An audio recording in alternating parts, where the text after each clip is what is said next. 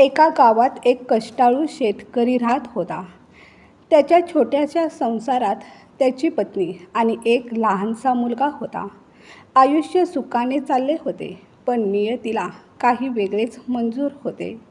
काही वर्षांनी अचानक त्याच्या पत्नीचे निधन झाले. त्यावेळी त्यांचा मुलगा अवघा 10 वर्षांचा होता.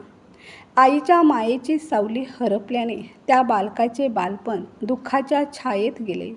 काळ पुढे सरकत राहिला. मुलाच्या संगोपनासाठी आणि संसाराचा गाडा चालवण्यासाठी शेतकऱ्याने दुसरे लग्न केले. काही वर्षांनी दुसऱ्या पत्नीलाही एक मुलगा झाला. पण दुर्दैवाने नियतीने पुन्हा त्याच्यावर घाव घातला. दुसऱ्या पत्नीचाही अकाली मृत्यू झाला. अशा रीतीने दोन्हीही मुलांच्या डोक्यावरून आईचे छत्र हरपले. वर्षे उलटत गेली. मोठा मुलगा उपवर झाला तेव्हा शेतकऱ्याने त्याचे लग्न मोठ्या थाटामाटात लावून दिले. पण त्यानंतर फार काळ तो स्वतःही जिवंत राहिला नाही. एके दिवशी दोन्हीही मुलांच्या डोक्यावरचे वडिलांचे छत्रही नाहीसे झाले. आता घरात फक्त 2 भाऊ आणि मोठ्या भावाची पत्नी एवढेच उरले होते. सुरुवातीला दोघे भाऊ प्रेमाने, आपुलकीने आणि एकमेकांचा आधार बनून राहत होते. पण काळाने पुन्हा एक नवे संकट उभे केले. एके दिवशी धाकट्या भावाची तब्येत बिघडू लागली. सुरुवातीला साधा आजार वाटणारी ती व्याधी दिवसेंदिवस वाढतच गेली. मोठ्या भावाने त्याच्यावर उपचार करण्यासाठी आसपासच्या गावातील नामांकित वैद्यांना बोलावले. औषधे, जडीबुटी, उपचार जे जे शक्य होते ते सर्व केले, पण काहीही उपयोग झाला नाही. उलट धाकट्या भावाची प्रकृती अधिकच खालावत गेली. त्याच्या उपचारासाठी भरमसाठ पैसा खर्च होऊ लागला. दिवसेंदिवस संपत्ती कमी होत होती. अशा वेळी मोठ्या भावाच्या मनात लोभाचा काळा सर्प फुत्कारू लागला. एका रात्री तो आपल्या पत्नीशी हळू आवाजात म्हणाला, जर हा धाकटा भाऊ मरण पावला तर त्याच्या उपचारासाठी पैसा खर्च करावा लागणार नाही आणि वडिलोपार्जित संपत्तीतला अर्धा वाटाही द्यावा लागणार नाही. त्याच्या शब्दात मायेपेक्षा स्वार्थ जास्त होता. ते ऐकून त्याची पत्नी कपटी हसली आणि म्हणाली, मग एकच मार्ग आहे. एखाद्या लोभी वैद्याला पैसे देऊन औषधाऐवजी विष द्यायला सांगूया. कोणीही संशय घेणार नाही. सगळ्यांना वाटेल की तो आधीपासूनच आजारी होता आणि आजारानेच त्याचा मृत्यू झाला. त्या स्त्रीच्या मनात दयेचा अंशही नव्हता. तिच्या शब्दांनी मोठ्या भावाच्या मनातील उरलेली माणुसकीही मरून गेली. दुसऱ्याच दिवशी त्याने एका लोभी वैद्याशी गुप्तपणे भेट घेतली. सोन्याच्या मोहाने आंधळा झालेल्या त्या वैद्याला त्याने भरपूर धन देण्याचे आमिष दाखवले आणि म्हणाला, माझ्या भावाला अशी औषधे दे की त्याचा मृत्यू नैसर्गिक वाटला पाहिजे. धनाच्या लोभाने विवेक गमावलेल्या त्या वैद्याने ही घृणास्पद गोष्ट मान्य केली. त्यानंतर धाकट्या भावाला औषधांच्या नावाखाली विष दिले जाऊ लागले. आधीच आजाराने अशक्त झालेला तो निरपराध युवक त्या विषाच्या परिणामाने आणखी खंगत गेला. काही दिवसांनी एक सकाळ अशी उगवली ज्या दिवशी त्याने कायमचे डोळे मिटले. घरात शोककळा पसरली. नातेवाईक रडले. गावकऱ्यांनी हळहळ व्यक्त केली. सर्वांना वाटले की दीर्घ आजाराची झुंज देत असताना त्याचा मृत्यू झाला. पण त्या दुःखाच्या वातावरणामागे 2 चेहरे असे होते ज्यांच्या मनात शोक नव्हता तर आनंदाचे नर्तन सुरू होते. मोठा भाऊ आणि त्याची पत्नी. त्यांना वाटत होते की त्यांच्या मार्गातील सर्वात मोठा अडथळा दूर झाला आहे. आता संपूर्ण शेती, संपूर्ण घर आणि सर्व संपत्ती फक्त त्यांचीच होती.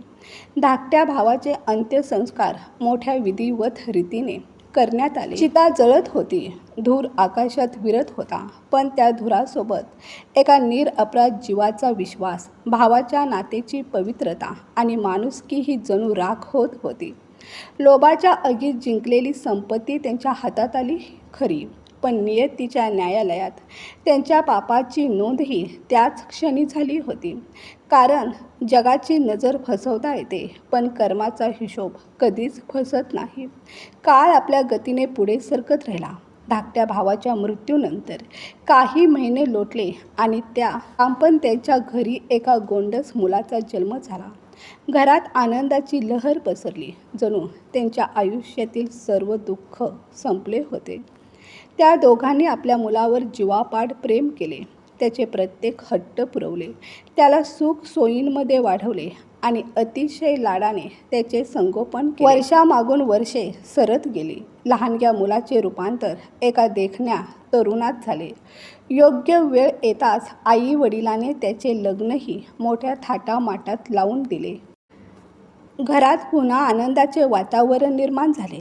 सर्व काही सुरळीत चालले आहे असे वाटत असतानाच नियतीने एक अनपेक्षित वळण घेतले. लग्नाला काही दिवसही उलटले नव्हते तोच त्या तरुणाची तब्येत बिघडू लागली. सुरुवातीला साधा आजार वाटणारी ती व्याधी दिवसेंदिवस गंभीर होत गेली. आई वडिलांनी त्याच्यावर उपचार करण्यासाठी दूरदूरच्या गावातून नामांकित वैद्यांना बोलावले. ज्याने जेवढे धन मागितले तेवढे त्यांनी आनंदाने दिले. त्यांना फक्त एकच गोष्ट हवी होती, त्यांचा मुलगा पुन्हा पूर्वीसारखा निरोगी व्हावा. मुलाच्या उपचारासाठी त्यांनी पैशाची कोणतीही पर्वा केली नाही. वडिलोपार्जित संपत्तीचा मोठा भाग विकला गेला. शेत जमीन विकल्या गेल्या. घरातील दागिने गहाण ठेवले गेले. पण नियती जणू काही वेगळाच हिशोब पूर्ण करत होती. उपचारांवर उपचार होत राहिले पण मुलाची प्रकृती सुधारण्याऐवजी अधिकच खालावत गेली. त्याचे शरीर इतके क्षीण झाले की जणू मांसाचा अंशही उरला नव्हता. हाडांचा केवळ एक सापळा शिल्लक राहिला होता. त्याला पाहून कोणाच्याही डोळ्यात पाणी आले असते. एके दिवशी त्याचे वडील त्याच्या पलंगाजवळ बसले होते. आपल्या एकुलत्या एक मुलाची ती दयनीय अवस्था पाहून त्यांचे हृदय तुटत होते. ते न बोलता त्याच्याकडे एकटक पाहत बसले होते. अचानक तो तरुण मंद स्वरात म्हणाला, दादा, आपला सगळा हिशोब तर पूर्ण झाला आहे. आता फक्त लाकडांचा हिशोब बाकी आहे. त्याची तयारी करून ठेव. हे शब्द ऐकताच त्याचे वडील दचकले. त्यांना वाटले दीर्घ आजारपणामुळे मुलाचे मानसिक संतुलन बिघडले आहे. ते त्याच्या डोक्यावरून हात फिरवत म्हणाले, बेटा, काय बोलतोयस तू? मी तुझा बाप आहे, भाऊ नाही. त्यावर त्या तरुणाच्या ओठावर एक वेदनादायी स्मित उमटले. तो शांतपणे म्हणाला, नाही दादा, तुम्ही विसरलात. पण मी विसरलो नाही. मी तुमचाच तो धाकटा भाऊ आहे, ज्याला तुम्ही आणि वहिनीने संपत्तीच्या मोहापायी विष देऊन मारले होते. क्षणभर खोलीत भयान शांतता पसरली. तो पुढे म्हणाला, ज्या संपत्तीसाठी तुम्ही माझा जीव घेतला होता त्या संपत्तीचा मोठा भाग आज माझ्या उपचारांसाठी विकला गेला आहे. फक्त तुमच्या वाटेची संपत्ती तुमच्या जवळ आहे. आपला हिशोब जवळजवळ पूर्ण झाला आहे. फक्त माझ्या चितेसाठी लागणाऱ्या लाकडांचा हिशोब बाकी आहे. त्याच्या प्रत्येक शब्दाने जणू वडिलांच्या अंतःकरणावर घाव बसत होता. तो पुढे म्हणाला, त्या जन्मी तुम्ही मला संपत्तीसाठी मृत्यू दिला होता आणि या जन्मी मी तुमच्या घरात पुत्र म्हणून जन्म घेऊन तीच संपत्ती माझ्या उपचारांच्या निमित्ताने परत घेतली आहे. आता आपला हिशोब चुकता झाला आहे. हे ऐकताच त्या माणसाच्या अंगावर काटा आला. त्याच्या डोळ्यांसमोर भूतकाळातील सर्व घटना जिवंत झाल्या. लोभ, विश्वासघात, विष आणि एका निरपराध भावाचा मृत्यू. हे शब्द ऐकताच त्या वृद्ध वडिलांच्या हृदयाचा बांध फुटला. ते मोठमोठ्याने रडू लागले. पश्चातापाच्या ज्वालांनी त्यांचे अंतरंग जळत होते. अश्रूंनी भरलेल्या डोळ्यांनी ते म्हणाले, बाळा, माझ्या पापाने माझ्या संपूर्ण कुळाचा नाश केला. मी जे कर्म केलं होतं त्याचंच फळ आज माझ्या पदरात पडलं आहे. पण तुझ्या पत्नीचा काय दोष आहे? त्या बिचारीने कोणतं पाप केलं होतं?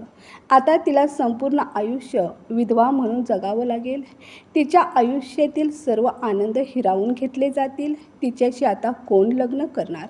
मित्रांनो, त्या काळातील समाज व्यवस्था आजच्यापेक्षा खूप वेगळी होती. विधवा स्त्रियांकडे समाज तुच्छतेने पाहत असे. त्यांना अपशकुनी, अपवित्र आणि दुर्दैवी समजले जात असे. त्यांच्या पुनर्विवाहाला मान्यता नव्हती. त्यामुळे पतीच्या मृत्यूनंतर अनेक स्त्रियांना आयुष्यभर दुःख आणि उपेक्षा सहन करावी लागत असे.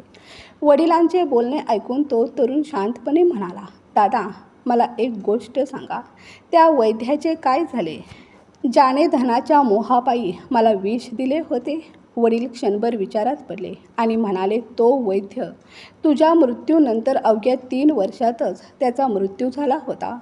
हे ऐकताच त्या तरुणाच्या चेहऱ्यावर एक गूढ भाव उमटला. तो म्हणाला, "दादा, तीच तर कर्माची लीला आहे. तोच दुष्ट वैद्य आज माझ्या पत्नीच्या रूपात या जन्मात आला आहे. ज्या व्यक्तीने धनाच्या लोभासाठी माझ्या मृत्यूत सहभाग घेतला होता, त्यालाही आता आपल्या कर्माचे फळ भोगावे लागतील. माझ्या मृत्यूनंतर त्याच्या वाट्यालाही त्याच्या कर्माचा हिशोब येईल." हे ऐकून त्या वृद्धाच्या अंगावर काटा आला. त्याला पुन्हा एकदा जाणवले की कर्माचा न्याय किती अचूक असतो. प्रिय मित्रांनो, या कथेतून आपल्याला एक अत्यंत महत्त्वाचा संदेश मिळतो. आपल्या जीवनात जे सुख दुःख, चढ उतार, यश अपयश येत असतात, त्यामागे अनेकदा आपल्या स्वतःच्या कर्माची छाया असते. आपण जे पेरतो तेच उगवते. कर्माचे बीज लावले की त्याचे फळ कधीतरी मिळतेच. आज नाही तर उद्या, या जन्मात नाही तर पुढील जन्मात. पण कर्माचा हिशोब कधीच अपूर्ण राहत नाही. जशी विहीर जितकी खोल असते, तितके तिचे पाणी अधिक गोड आणि शुद्ध असते. त्याचप्रमाणे जीवनातील कठीण अनुभवही आपल्याला मौल्यवान धडे देऊन जातात. जीवनातील प्रत्येक प्रश्नाचे उत्तर आणि प्रत्येक समस्येचा मार्ग आपल्या आचरणात, आपल्या विचारात आणि आपल्या कर्मात दडलेला असतो. म्हणून कोणतेही कर्म करण्यापूर्वी शांतपणे विचार करा. आपल्या कृतीचे परिणाम काय असतील याचा नीट विचार करा. सदैव सत्य, दया आणि सदाचाराचा मार्ग निवडा. असे कोणतेही कर्म करू नका ज्यामुळे भविष्यात स्वतःलाच दुःख, पश्चाताप किंवा वेदना सहन कराव्या लागतील. मित्रांनो, कथा ऐकल्याबद्दल मनपूर्वक धन्यवाद. पुन्हा भेटूया पुढील व्हिडिओमध्ये एका नव्या कथेसह आणि जीवनाला दिशा देणाऱ्या एका नव्या धड्यासह. तोपर्यंत आनंदी राहा, निरोगी राहा आणि सदैव चांगल्या कर्माच्या वाटेवर चालत राहा.